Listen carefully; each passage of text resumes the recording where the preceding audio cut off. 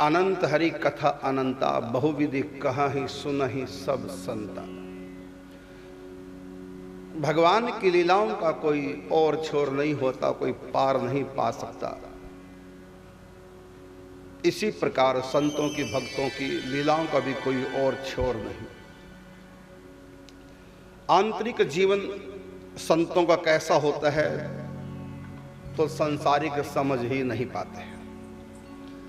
थोड़ा बहुत समझ जाते हैं और उस थोड़े बहुत को हम बहुत मान लेते हैं।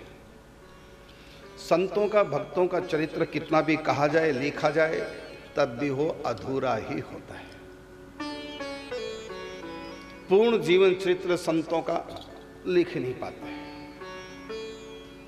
वो जिस भाव राज्य में डूबे रहते हैं, उस भाव राज्य तक किसी की पहुंच तो होती नहीं।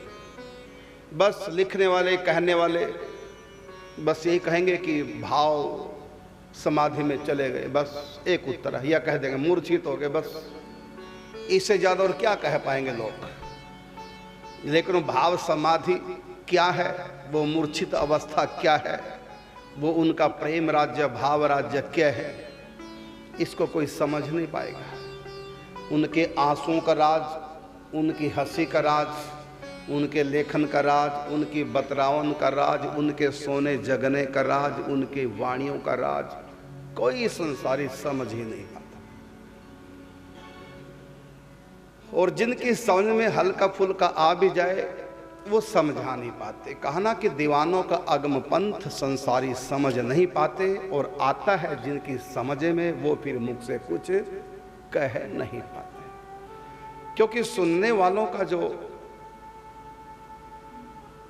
अधिकार है वो उतना नहीं होता है। यदि कोई अनुभवी संत किसी भी संत का जीवन चरित्र सुनाए तो लोग समझ ही नहीं पाएंगे, और कई बार तो उल्टा समझ जाएंगे, और कई बार तो अश्रद्धा का कारण बन जाएगा संतों का चरित्र। क्योंकि उनका जीवन लौकिक नहीं होता, न ही पारलौकिक होता है, उनका जीवन अलौकिक होता है, जहां माया की पहुंच नहीं, कालातीत, देशातीत।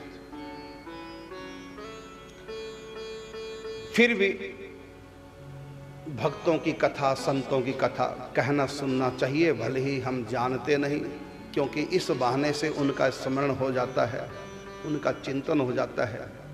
भक्तों का, संतों का चिंतन भगवान के चिंतन से भी कई दृष्टियों से अधिक लाभकारी होता है।